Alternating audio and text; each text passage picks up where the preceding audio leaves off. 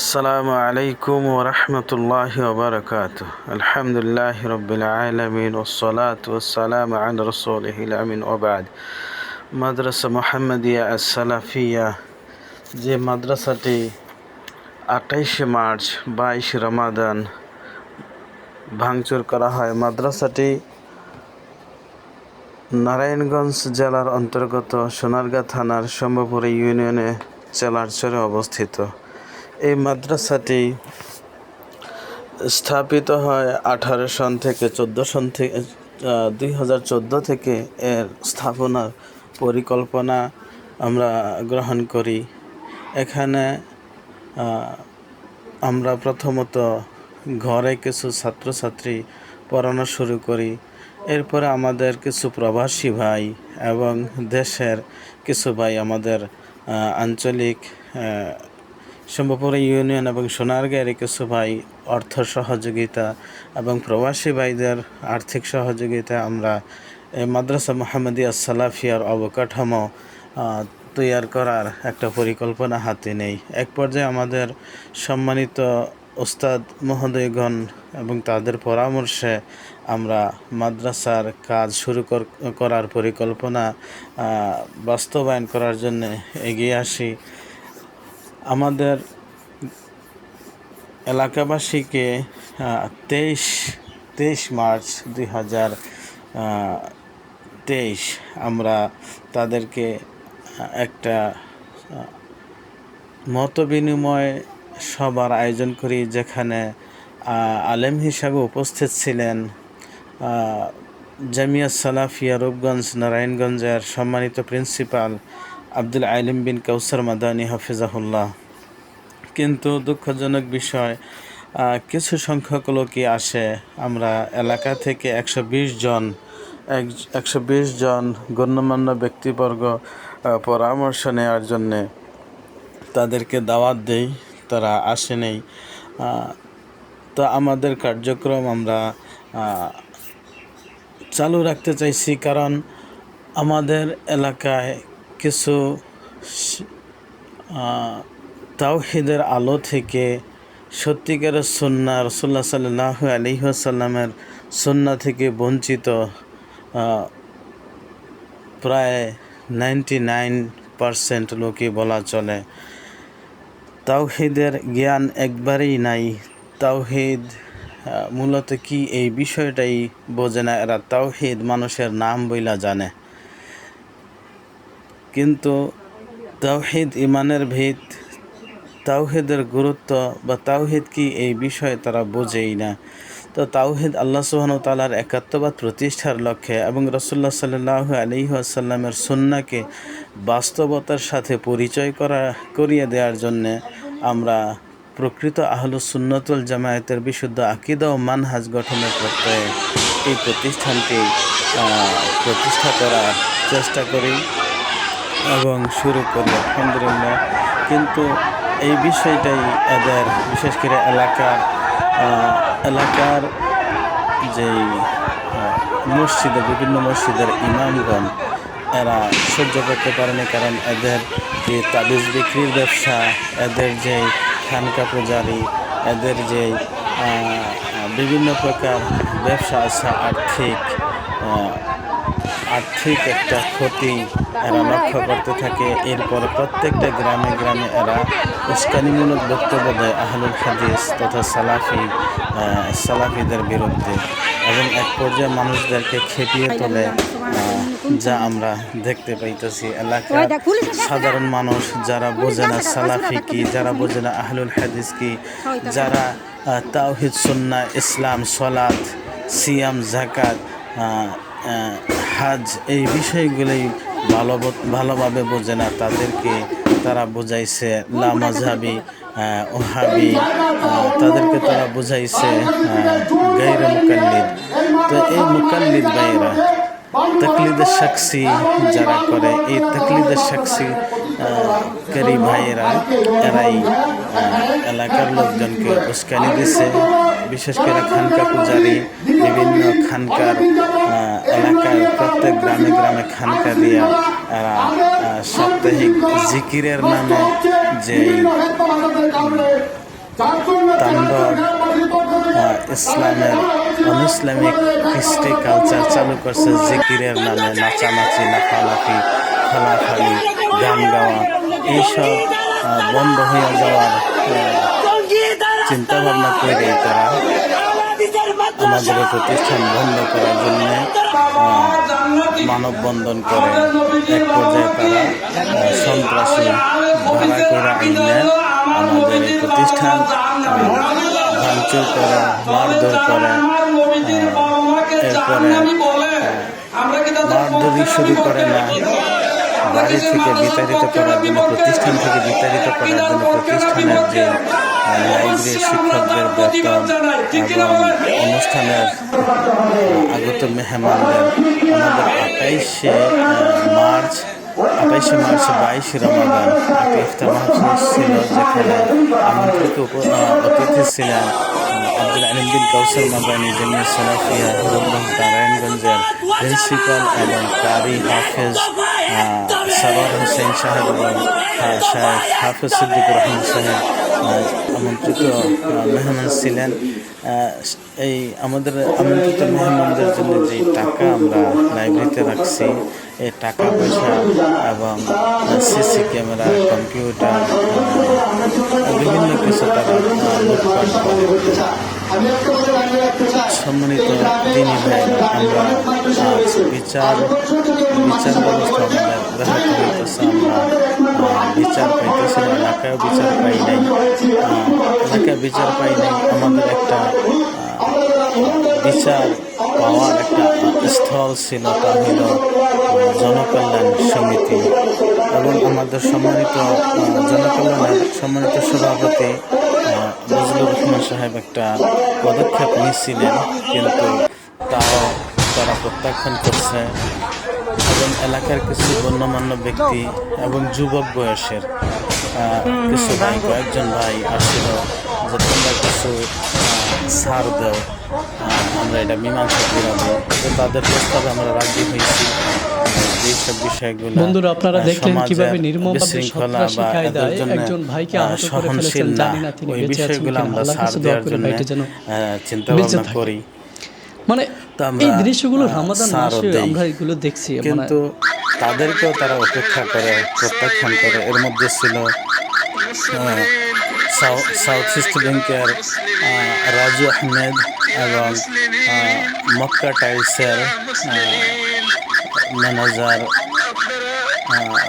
Roman এবং আনিসুর রহমান, ছিল মুকুল মিয়া। এরা কয়েকজন ছিল যারা এই সমঝোতা করতে চাইছিল, কিন্তু তাদেরকে এরা প্রত্যাখ্যান করে। এই সন্ত্রাসী বাহিনী, কামরুল বাহিনী, অলি বাহিনী।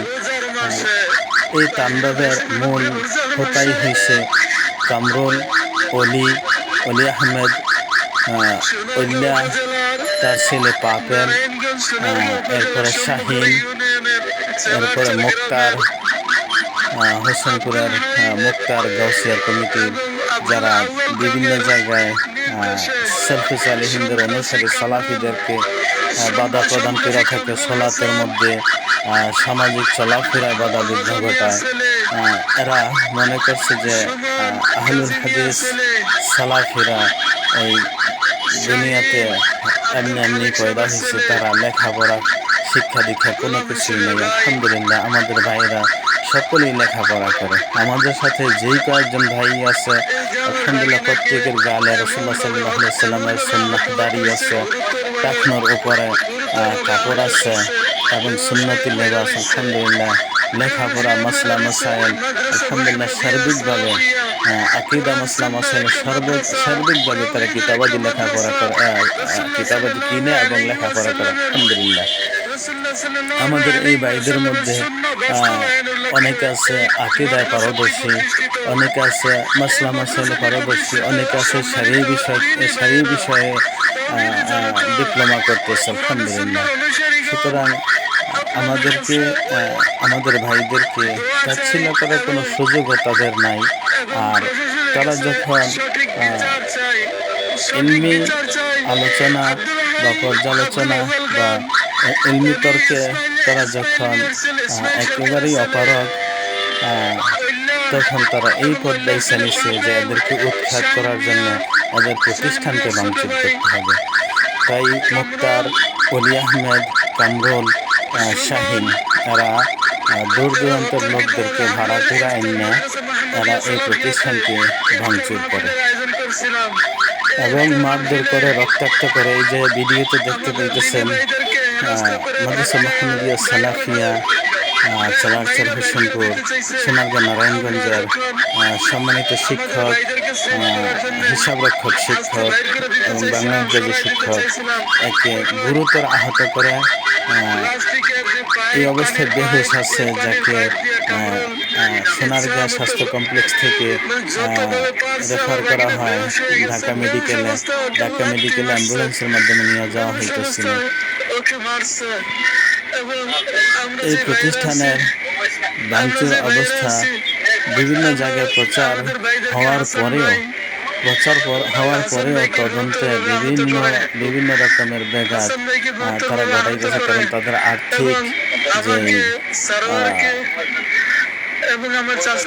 অর্থের যে প্রভাব, শক্তির এলাকার প্রভাব এবং আমরা একটা সময় গল্পের মধ্যে শুনছি বা টিভিতে দেখছিলাম যে জমিদারেরা কেমন আচরণ করে, কিন্তু আজও যে বাংলাদেশ 71 সনে স্বাধীন হয়, আজও যে আমরা স্বাধীন না, আমরা যে এদের মতো কিছু মানুষের কাছে পরাধীন জিম্মি, এর বাস্তব নমুনা আমরা দেখতে পাই এই মাদ্রাসা মুহাম্মদিয়া সালাফিয়ার ভাঙচুরে।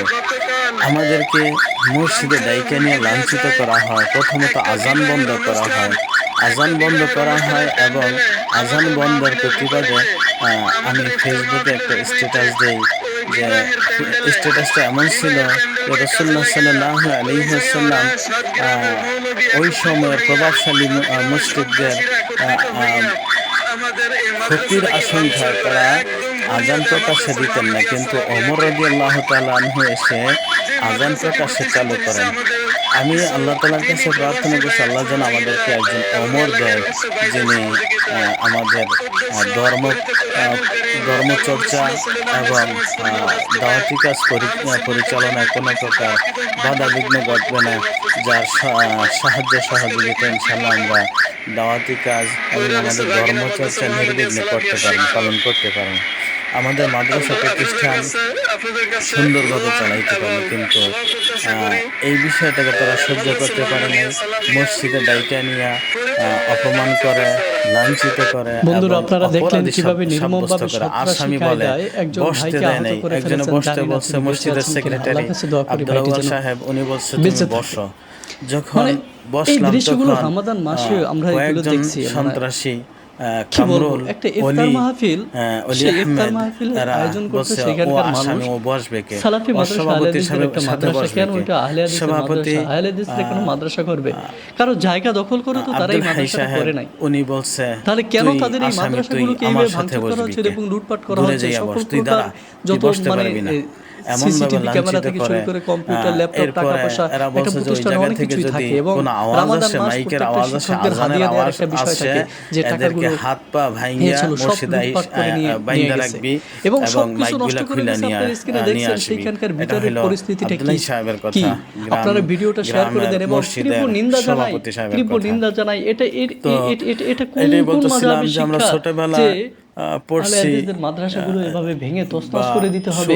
আমরা প্রশাসনের দৃষ্টি আকর্ষণ করছি, সরকারের দৃষ্টি আকর্ষণ করছি, এদেশের সালাফি আহলে হাদিসের কখনো উগ্র না।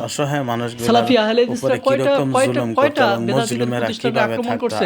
এরকম কোন নজির আছে? সুস্পষ্ট শিরক মুসলিমের মতো ঘরের ভিতরে বৈশা থাইকা পর্যন্ত সেই শিরকি প্রতিষ্ঠানগুলোতে আক্রমণ করছে আহলে হাদিস সালাফিরা। আমরা ঘর থেকে বাইরে হই না, আমরা দাওয়াত দিয়ে যাচ্ছি, মানুষের কাছে মেসেজ দিয়ে যাচ্ছি আহলে হাদিসদের কতটা অসহায় অবস্থায় এবং তাদের মাদ্রাসা মসজিদগুলোকে কিভাবে ভেঙে দিচ্ছেন, আপনারা এর প্রতিবাদ করুন, আপনারা সচেতন হন। আমরা জানি আপনারা বিশাল সংখ্যক, এবং আপনারা আসলে এই ধরনের উগ্রতার মধ্যে নাই, কিন্তু আপনাদের মধ্য থেকে আপনাদের এই মাযহাবের দোহাই দিয়ে তারা কিন্তু এই ধরনের কাজগুলো করতেছে, তারা কিন্তু এই ধরনের কাজগুলো করতেছে। অতএব তাদেরকে প্রতিহত করা এটা কিন্তু আপনাদেরও দায়িত্ব।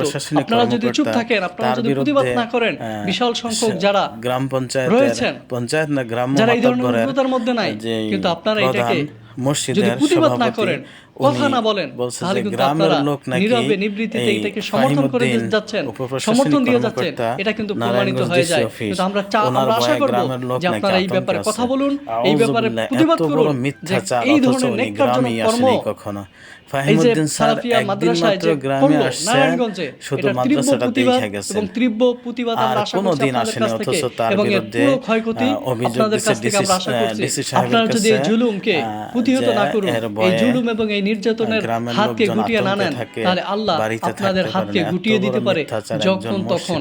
আপনারা আল্লাহকে ভয় করুন। আমরা সরকারের দৃষ্টি আকর্ষণ করছি সালাফি আহলে হাদিসদের প্রতিষ্ঠান জানমালের নিরাপত্তার হুমকি রয়েছে।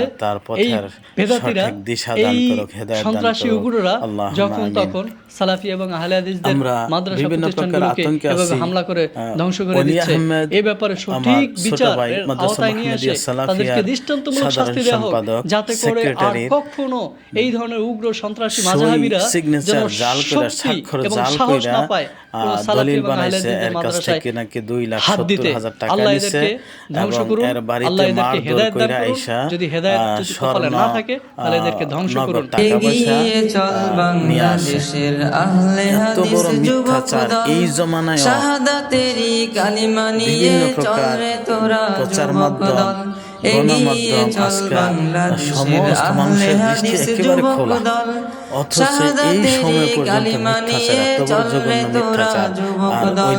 মারহাবা মারহাবা মারহাবা, যে একজন ছিল ঢাকা, একজন ছিল দোকানে, একজন ছিল মেঘনা, আরেকজন ছিল জামিয়া সালাফিয়াতে অধ্যয়নরত অবস্থায়। এই ছয়জন নাকি মারধর করে থেকে 30,000 টাকা রাইখা দেয়। বিশ্ব জগৎ হার মানিবে হবে রে তোর হবে জয়। এখনো মাদ্রাসা ভাঙচুর করছে, আমাদেরকে রক্তাক্ত করছে, আমাদেরকে বিভিন্নভাবে হয়রানি করতেছে, আমাদের তদন্ত ঘটাইতেছে।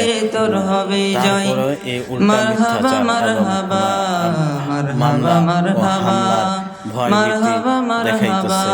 যদিও তারা মুসলেখা দিয়ে আসছে, ভনসই দিয়ে আসছে, তারপরে ভনসই দেওয়ার পরে মুসলেখা দেওয়ার পরেও এদের শাহাদাতেরই কালিমা নিয়ে চল রে তোরা যুবকদল। এগিয়ে চল বাংলাদেশের আহলে হাদিস যুবকদল, শাহাদাতেরই কালিমা নিয়ে চল রে তোরা যুবকদল। এগিয়ে চল বাংলাদেশের আহলে হাদিস যুবকদল, শাহাদাতেরই কালিমা নিয়ে চল রে তোরা যুবকদল। মারহাবা মারহাবা মারহাবা মারহাবা মারহাবা মারহাবা মারহাবা মারহাবা। পদক্ষেপে ভয় কি রে তোর বীর মুজাহিদ শরিক তোর পরিচয়, বিশ্ব জগৎ হার মানিবে হবে রে তোর হবে জয়। ভয় কি রে তুই বীর মুজাহিদ শরিক তোর পরিচয়, বিশ্ব জগৎ হার মানিবে হবে রে তোর হবে জয়।